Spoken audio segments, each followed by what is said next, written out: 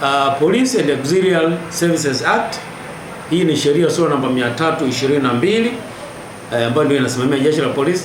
Ukienda kifungu cha 43 vile vile kinazungumzia swala la haki ya kukusanyika, haki ya watu kuandamana, haki ya kuwa na mikutano kwa ujumla, zote zimezungumzia. Tena kwenye hii ya vyama vya siasa inaikita kwenye vyama vya siasa, lakini ya polisi haizungumzi vyama vya siasa peke yake. Hata watu wa kawaida wakiwa na mkutano mwingine wowote, wanaweza kuwa ni machinga, wanaweza kuwa ni wafanyabiashara wa kada nyingine yoyote, wanaweza kuwa ni wakulima, wanaweza kuwa ni wanamichezo, wanaweza kuwa ni watu wengine wote wana haki ya kuweza kukusanyika kwa maana ya mikutano, lakini wana haki vile vile ya kuweza kufanya maandamano kwa utaratibu tu wa kutoa taarifa kwenye jeshi la polisi. Kwa sababu kumbuka, kwa mujibu wa sheria, jeshi la polisi sio kama linatoa kibali.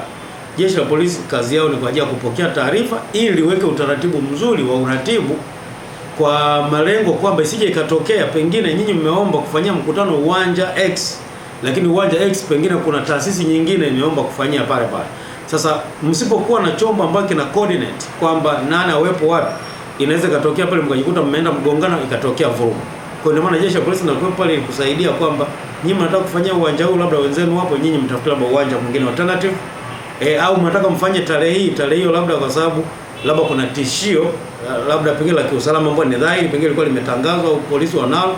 Kwa hiyo msifanye tarehe hiyo, mfanye labda tarehe nyingine, au pengine siku hiyo polisi watakuwa kuna majukumu mengine mengi, watakuwa ni wamegawanyika, wameenda huko, kwa hiyo tutapata askari wa kuwalinda.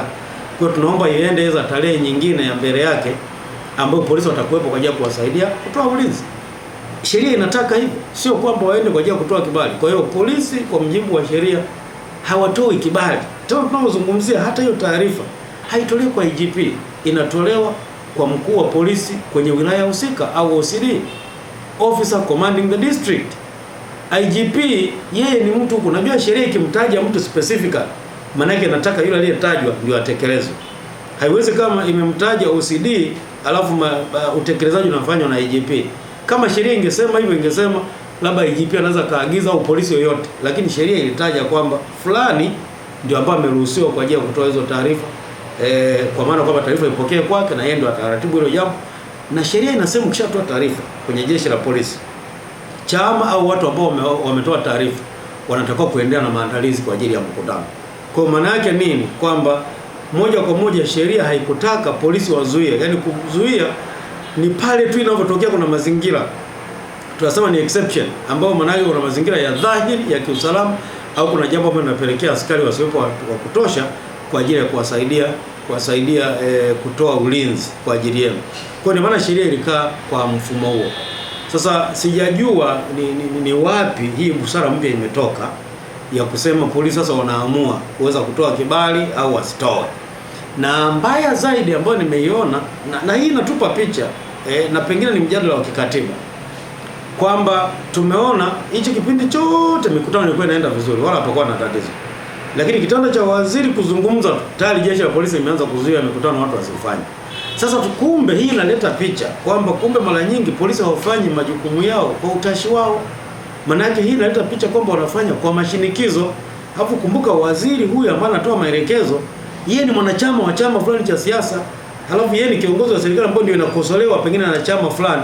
Sasa maana yake inawezekana kabisa kwa kuruhusu mwanya ikawa ni kichaka, waziri akatumia nafasi hiyo kuziba midomo ili watu wasiweze kukosoa serikali. Sasa mimi nafikiri hili ni jambo ambalo kwanza linapingana na ile spirit ya sheria yenyewe ambayo iliruhusu watu kuandamana, kujumuika na kutoa maoni. Kwa hiyo ni sheria ambayo kimsingi hiyo ni ukiukaji wa moja kwa moja. Kwa hiyo ni jambo ambalo kwa kweli halijakaa sawa kwa mujibu wa sheria, ni ukiukaji wa dhahiri, wala tusipepese macho. Sheria ni kwamba na katiba ya nchi zimekiukwa. Je, waziri ana mamlaka kisheria kuzuia mikutano ya hadhara ya vyama vya siasa? Ni udhahiri kabisa kwamba waziri hana chembe ya mamlaka. Labda niseme tu waziri mamlaka yake ni ya kisera. Unajua unapokuwa na vyombo vya ulinzi na usalama kama polisi, hiki ni chombo ambacho kina watu ambao ni trained, wana mafunzo kwa ajili ya kutekeleza majukumu yao. Sheria imewekwa mamlaka yao, taratibu zao zote zimeshawekwa kwenye sheria tayari. Kwa maana yake kiongozi wao mkuu wa jeshi la polisi ni sheria, ila waziri anaingia kwa sababu kuna mambo ya kisera, jinsi ya kuratibu angalau wanapofanya majukumu yao, wahakikisha angalau wanatekeleza sera ambayo ipo. Lakini hakuna namna waziri anaweza kaingia jikoni sasa akaanza kuagiza jinsi ya kufunga pingu, mtuhumiwa afungoje pingu, akaagiza kwamba yule akamatwe na yule asikamatwe, kwa sababu ukifanya hivyo maana yake waziri ameshavuka mipaka. Huko sio nafasi yake. Tunasema kazi ya waziri anatakuwa aache macho yake yawe macho anaangalia kuona kama sheria na sera za nchi zinakuwa complied, lakini asiweke mikono yake. Kwa tunasema you keep your eyes open but your hands off. Usiingilie kwa kuingiza mikono yako. Acha jeshi la polisi liende.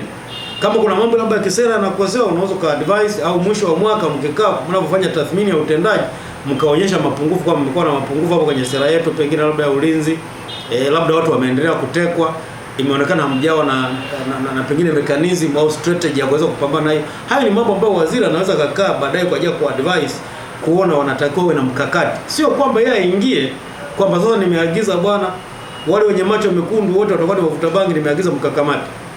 Huo sio utaratibu wa kisheria. Kwa hiyo ni kazi ambayo polisi wanatakiwa waifanye wenyewe bila kuingiliwa.